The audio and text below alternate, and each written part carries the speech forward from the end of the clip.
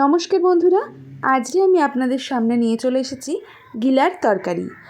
গিলা হচ্ছে যেটা আমরা মুরগির স্টমাক বলি, সেই স্টমাকগুলোকেই আমরা বাংলায় গিলা বলি। সেটার তরকারি বানিয়েছি, অসাধারণ খেতে হয়। কীভাবে করছি সেটা দেখুন। আমি গিলাগুলোকে ছোট ছোট করে টুকরো করে কেটে নিয়েছি এবং ভালো করে পরিষ্কার করে নিয়েছি। এবার গ্যাসে একটা কড়াই বসিয়ে তাতে পরিমাণ মতন জল দিয়ে সামান্য নুন দিয়ে আমি গিলাগুলো সেদ্ধ করতে বসিয়ে দেব। জলটা সামান্য গরম হতেই আমি গিলাগুলো দিয়ে দিলাম। এবারে এটা সেদ্ধ হতে রেখে দেব। সেদ্ধ আমাদের গিলা হয়ে গেছে, সেটাকে এবার আমরা তুলে নিচ্ছি।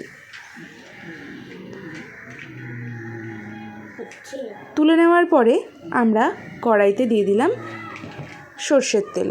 আমি রান্নাটা সর্ষের তেলেই করছি, আপনাদের যদি মনে হয় আপনারা সাদা তেলেও করতে পারেন।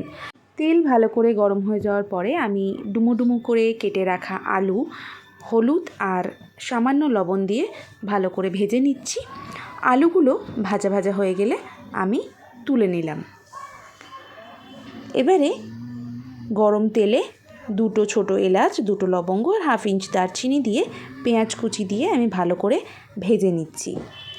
পেঁয়াজটাকে ভালো করে ভেজে নেওয়ার পরে আমি এতে 1 টেবিল চামচ রসুন বাটা ব্যবহার করছি। সামান্য চিনি দিলাম যাতে চিনিটা ক্যারামেলাইজ হয়ে ভালো কালার আসে।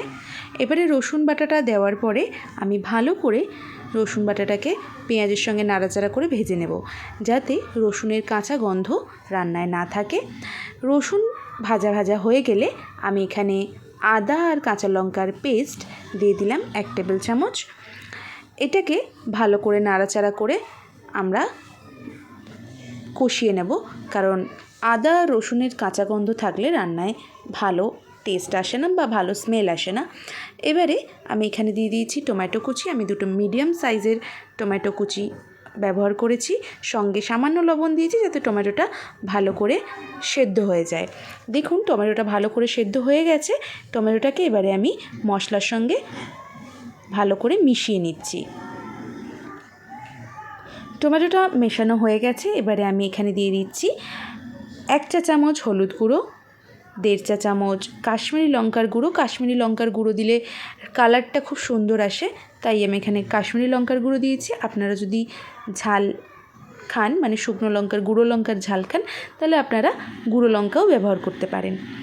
আর এখানে দিয়েছি 1/2 চা চামচ জিরে গুঁড়ো। দেওয়ার পরে মশলাটাকে আমি গুঁড়ো মশলাগুলোকে আমি মশলার সঙ্গে ভালো করে কষিয়ে নিয়েছি। এবারে যে স্টমাকগুলো আমরা সেদ্ধ করে রেখেছিলাম আর আলুগুলো ভেজে রেখেছিলাম, সেগুলোকেও মশলার সঙ্গে ভালোভাবে মিশিয়ে কষিয়ে নিচ্ছি। মশলার সঙ্গে ভালোভাবে জিনিসগুলোকে কষিয়ে নিচ্ছি। দেখুন কড়াইয়ের সাইড দিয়ে কিন্তু তেল ছাড়তে শুরু করে দিয়েছে, অতএব আমাদের কষানোটা একদম ঠিকঠাকভাবে হয়ে গেছে। এবারে আমি এখানে সামান্য গরম জল ব্যবহার করলাম। জলটা আপনারা গরমই ব্যবহার করবেন, এতে রান্নার টেস্টটা বজায় থাকে। ঠান্ডা জল দিলে রান্নার টেস্টটা কিন্তু নষ্ট হয়ে যায়। আমি পরিমাণ মতনই জল দিয়েছি। এটা ঠিক কষানোটা মানে একটু কষা কষাই ভালো হয়। যদি এটা ঝোল ঝোল করেন সেটার টেস্ট ঠিক লাগে না বলে আমার মনে হয়, বা ভালো লাগে না। কষানো কষানো গিলার তরকারি ভীষণ ভালো লাগে, সেটা আপনারা রুটি, পরোটা অথবা লুচির সঙ্গে সার্ভ করতে পারেন। এবারে আমার এটা কষানো হয়ে গেছে এবং যেরকম গ্রেভি আমার দরকার ছিল আমার হয়ে গেছে। এখানে আমি সামান্য গুঁড়ো গরম মশলা ব্যবহার করলাম। আপনারা যদি গরম মশলার গুঁড়ো পছন্দ না করেন, আপনারা এটা স্কিপ করতে পারেন অবশ্যই। আমার রান্না কিন্তু একদম রেডি অ্যান্ড সার্ভ হচ্ছে।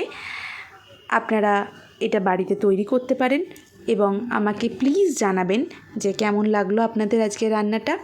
আমার রান্না যদি আপনাদের ভালো লেগে থাকে তাহলে অবশ্যই লাইক, কমেন্ট এবং একটা শেয়ার করে দেবেন আপনাদের বন্ধু এবং পরিবার পরিজনের সঙ্গে।